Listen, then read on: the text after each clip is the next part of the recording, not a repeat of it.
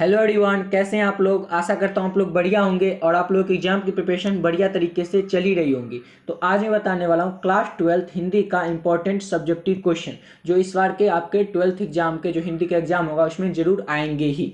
Total कितने question आएंगे 2 marks के सब्जेक्टिव क्वेश्चन, तो आएंगे टोटल 10 क्वेश्चन, जिसमें से आपको बनाने कितने हैं, तो सिर्फ आपको 10 में से 5 ही बनाने। कितने बनाने, तो बस 5 ही। उसी का आज मैं सब्जेक्टिव वीवीआई सब्जेक्टिव क्वेश्चन लाया हूँ, इसलिए वीडियो को पूरा इन तक जरूर देखिएगा, ठीक है। तो चलिए शुरू करते हैं अपना क्वेश्चन। तो पहला क्वेश्चन है हमारा कि कवि ने अपनी एक आंख की तुलना दर्पण से क्यों किया। अब कवि जो है ना, उन्होंने अपनी एक आंख की तुलना दर्पण, दर्पण मतलब क्या होता है, मिरर होता है, ऐनक होता है, उसी को न कहते हैं दर्पण। तो कवि ने अपनी एक आंख की तुलना दर्पण से क्यों की, यानी कि मिरर से, ऐनक से क्यों की है। तो कवि ने अपनी एक आंख की तुलना दर्पण से क्यों की, यही बताना है। तो दर्पण जो होता है वो निर्मल होता है। निर्मल मतलब क्या हुआ, दर्पण तो मतलब तो समझ गए, लेकिन निर्मल मतलब क्या होता है, तो निर्मल मतलब होता है स्वच्छ, पवित्र, ये हुआ, समझ रहे हैं। तो दर्पण यानी दर्पण मतलब मिरर। मिरर जो होता है ऐनक, वो तो एकदम स्वच्छ होता है, ऐसे ही व्यक्ति और वो व्यक्ति की सही तस्वीर दिखाता है। दर्पण क्या होता है, तो एकदम स्वच्छ होता है, पवित्र होता है, मतलब कोई कुछ नहीं रहता है, जैसा हम है वैसा ही दिखाता है आप सामने, ठीक है। तो वह व्यक्ति की सही तस्वीर दिखाता है। आंख की तरह कवि का मन भी निर्मल है, मतलब आंख की तरह कवि का जो मन भी है वह स्वच्छ है, मतलब निर्मल है। उसने उच्च कोटि की आध्यात्मिक काव्य की रचना की है। अब कवि जो है ना, उसने की आध्यात्मिक, आध्यात्मिक मतलब जो आत्मा से कनेक्ट हो, क्या। अब उसने उच्च कोटि की आध्यात्मिक काव्य की रचना की है जो उसके निर्मल और उदार भावनाओं का प्रतीक है, इसी कारण उसने एक आंख की तुलना दर्पण से किया। कवि जो है क्या है, उसने वो दर्पण जो होता है, सबसे पहले तो समझिए वो निर्मल होता है, यानी कि दर्पण स्वच्छ होता है, वो व्यक्ति की सही तस्वीर दिखाता है। इसी तरह कवि का जो आंख, कवि का जो मन है वो भी निर्मल है। जिस तरह ऐनक जो होता है वो साफ तस्वीर दिखाता है, इसी तरह कवि का जो मन भी जो है वो निर्मल है। उसने, अब कवि जो है उसने उच्च कोटि की, मतलब उस उच्च कोटि की आध्यात्मिक, आध्यात्मिक मतलब क्या होता है, तो जो आत्मा से कनेक्ट हो, आध्यात्मिक काव्य की रचना किया है। क्या मतलब, ग्रंथ की रचना की है जो उसके निर्मल, क्या, तो उसके निर्मल और उदार भावनाओं का प्रतीक है। इसी कारण उसने अपनी एक आंख की तुलना दर्पण से किया, ठीक है। समझ में आया। चलिए अगला क्वेश्चन अब देखते हैं। अगला क्वेश्चन क्या है कि कृष्ण खाते समय क्या क्या करते हैं। कृष्ण भगवान जो है ना, ये खाना खाते हैं ना, उस समय क्या क्या क्रिया करते हैं, क्या क्या काम करते हैं, यही बस क्वेश्चन में पूछ रहा है।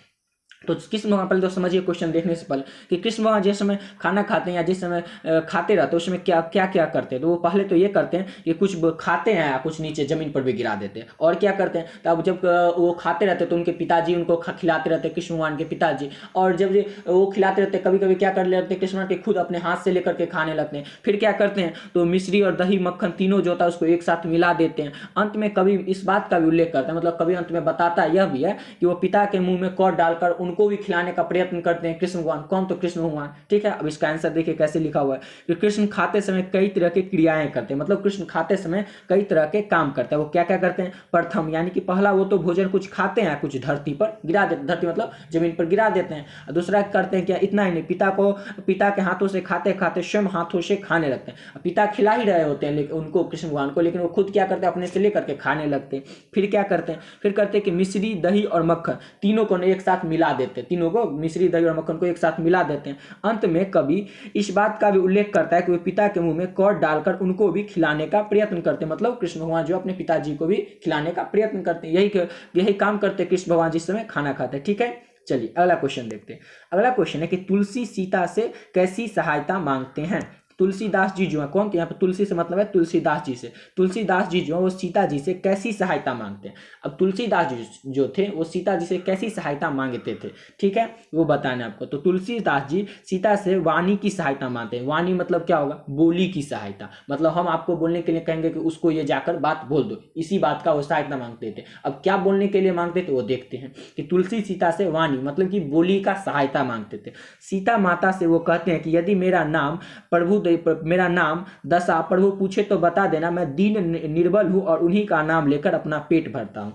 अब तुलसीदास जी सीता जी से कहते हैं कि जब भी प्रभु मतलब कौन, कि श्री रामचंद्र जी पूछे तुलसीदास जी के बारे में कि वो कैसे हैं, तो उनको बता देना कि उनको मेरी दशा के बारे में बता देना कि मैं दीन निर्मल हूँ, दीन और निर्बल, निर्बल मतलब कमजोर हूँ, दीन दुखी हूँ, और उन्हीं का नाम लेकर मतलब प्रभु रामचंद्र जी की ही नाम लेकर अपना दिन गुजारा कर रहा हूँ, यही बता देना, यही क्वेश्चन है, ठीक है। अपना पेट भरता हूँ, ये भी हो सकता है। चलिए फिर से देख लीजिए। तो तुलसी सीता जी से कैसी सहायता मांगती है? तो तुलसी सीता जी से वाणी की सहायता यानी कि बोली की सहायता मांगती है। सीता माता से वो कहते हैं कि यदि प्रभु मेरा नाम दशा पूछे तो बता देना कि मैं दीन निर्बल हूँ और उन्हीं का नाम लेकर अपना पेट भरता हूँ। यही सहायता मांगते हैं। ठीक है, समझ में आ गया। चलिए अगला क्वेश्चन अब देखते हैं। तो तुलसी सीधे राम से न कहकर सीता से कहलवाना क्यों चाहते? अब देखिए तुलसीदास जी जो ये क्वेश्चन भी पहला देखिए, इस दोनों में से एक क्वेश्चन जरूर आएगा, इसलिए इस दोनों क्वेश्चन को अच्छे से देख लीजिए। फिक्स है, एक ये आया या ऊपर वाला जो क्वेश्चन था वो आएगा, इसलिए अच्छे से समझ लीजिएगा। पहला तो समझ गया, अब तो दूसरा वाला क्वेश्चन देखिए कि तुलसी सीधे राम से न कहकर सीता से क्यों कहलवाना चाहते। अब तुलसीदास जी जो है वो सीता जी से क्यों कहलवाना चाहते, ये सब बात वो खुद जाकर क्यों नहीं कह देते? वो इसलिए क्योंकि किसी भी पुरुष की उसकी जो पत्नी होती है वो सबसे प्रिय होती है। अगर वो कोई भी बात अपने पति को कहेगी तो मानेंगे ना, इसीलिए वो तुलसीदास जी चाहते हैं कि सीता जी खुद जाकर रामचंद्र जी को कहें। अब इसको लिखा कैसे है वो समझिए। तो तुलसी सीधे राम से न कहकर सीता से इसलिए कहलवाना चाहते हैं क्योंकि सीता राम की धर्मपत्नी है, धर्मपत्नी थी। कोई भी पुरुष अपनी पत्नी से अधिकतम प्रेम करता है, उसकी हर बात मानता है, अतः अपनी बात को प्रभावी ढंग से पहुंचाने के लिए कवि सीता से कहते। बस वही बात है कि तुलसी सीधा राम से न कहकर सीता जी से क्यों कहलवाते हैं। वो इसलिए कहवाते हैं कि सीता जी जो थी वो रामचंद्र जी को अत्यंत प्रिय थी। जो भी वो सीता जी बात करती थी उनकी बात वो मानती थी, इसलिए अगर तुलसीदास जी और खुद से कहते तो उतना उनकी बात का प्रभाव नहीं पड़ता जितना कि सीता जी अगर उनसे तुलसीदास जी के बारे में कहते तो प्रभाव पड़ता, इसीलिए वो सीता जी से कहलवाना चाहती थी। समझ गए। चलिए अगला क्वेश्चन हम देखते हैं कि शिवाजी की तुलना भूषण ने किन किन से किया। अब किसकी तुलना? तो शिवाजी जो थे उनकी तुलना भूषण कवि हैं, उनका नाम है भूषण ने किन से किया, मतलब शिवाजी जो थे उनका तुलना मतलब किस चीज से की गई, किन चीज से की गई वही बताना है। आप किसने किया? तो भूषण ने किया। किस चीज से किया या किन से किया वही आपको बताना है। तो किस से किया? तो शिवाजी की तुलना भूषण ने इंद्र से की है, राम से किया, शिव से किया, परशुराम से किया। और मानव तत्व मतलब कि जो नीचे जमीन पे उन सब में से किससे किए? तो उनमें से पवन यानी हवा, चीता, सिंह तथा प्रकाश से किए। ठीक है, फिर से समझिए। शिवाजी की तुलना किसकी? तो शिवाजी की तुलना किसने? तो भूषण ने किन से किया, किन से किया उसकी उनकी तुलना? तो उनकी तुलना किया भूषण ने शिवाजी की तुलना इंद्र से किया। याद रखिएगा, इंद्र, राम, शिव, कृष्ण तथा परशुराम किस से किया है? तो देखिए 2 2 4 1 5 नाम है, इसको याद रखिएगा। इंद्र भगवान, राम, शिव, कृष्ण तथा परशुराम। ठीक है। चलिए अब मानव तत्व यानी जो पृथ्वी पर रहते हैं उन सब में से किसकी तुलना किया? भूषण ने शिवाजी की। ठीक है। तो देखिए पवन से किया, पवन मतलब हवा, चीता से किया, सिंह से किया, सिंह मतलब शेर, तथा प्रकाश से किया। इन सब से किसने किया तुलना? तो भूषण ने शिवाजी की तुलना की है। समझ गए। चलिए अगला क्वेश्चन अब देखते हैं कि शिवाजी की तुलना भूषण ने मृगराज से क्यों है। देखिए मृगराज मतलब तो पहले क्या होता है ये समझिए। मृगराज मतलब सिंह होता है। क्या होता है मृगराज मतलब? तो सिंह होता है। शिवाजी की तुलना किसने? तो भूषण ने मृगराज से मतलब शिवाजी की तुलना भूषण ने सिंह से क्यों की है, अब ये बताना है। तो मृगराज जो होता है यानी कि सिंह जो होता है ये सब जीव में बलवान होता है, जानते हैं आप लोग। ठीक है। अब इसलिए वो पशु का राजा मानते हैं। जितने भी सिंह जो होता है वो सबसे बलवान होता है, इसीलिए वो जंगल का राजा होता है या सब पशुओं का राजा होता है। इसी तरह शिवाजी एक तो बलवान है, शिवाजी एक तो राजा है और दूसरे की वो बलवान है, इसलिए कवि ने उनकी तुलना मृगराज अर्थात सिंह से किया। इतना हल्का क्वेश्चन था। देखिए फिर से समझिए। तो अब देखिए, और ये 2 क्वेश्चन है, जैसे कि एक क्वेश्चन ये है कि शिवाजी की तुलना भूषण ने किन से किया, एक ये है, और एक ये है कि शिवाजी की तुलना भूषण ने मृगराज से क्यों किया। ये 2 क्वेश्चन है और इसी 2 क्वेश्चन से आपके एक एग्जाम में रहेगा जरूर। मतलब 2 क्वेश्चन है, याद कर लीजिए, अच्छे से समझ लीजिए, इसमें से एक आपको एग्जाम में जरूर देखने को ही मिलेंगे। फिर से समझ लीजिए कि शिवाजी की तुलना भूषण ने मृगराज से क्यों किया। इसलिए क्योंकि सिंह जो होता है सब जीवों में बलवान होता है, इसलिए वह पशु का राजा माना जाता है, जंगल का राजा माना जाता है। इसी तरह शिवाजी एक तो राजा है और दूसरे सिंह की तरह ही बलवान है, इसीलिए भूषण ने शिवाजी की तुलना सिंह से की है। ठीक है, समझ गए। चलिए अगला क्वेश्चन देखते हैं कि कवित्री का खिलौना कौन है। यहाँ पर कवित्री वैसे हम बता देते हैं, लेकिन इस क्वेश्चन में पूछ नहीं रहा है कि कवित्री का तात्पर्य क्या है। तो कवित्री का मतलब यहाँ पर सुभद्रा कुमारी चौहान जी को कवित्री कहा गया। उसी चैप्टर पुत्र वियोग जो है उसी चैप्टर से ये क्वेश्चन है। ठीक है। चलिए क्वेश्चन देखते हैं कि कवित्री का खिलौना क्या है। तो कवित्री के अनुसार पुत्र माँ का खिलौना है। पुत्र मतलब बेटा जो है वही माँ का खिलौना है। जो माँ का खिलौना कौन होता है? तो उसका पुत्र होता है, या वही ना होता है। इसलिए कवित्री का खिलौना कौन है? तो कवित्री के अनुसार पुत्र। कौन? तो पुत्र माँ का खिलौना है। बस इतना छोटा सा आंसर था। ठीक है।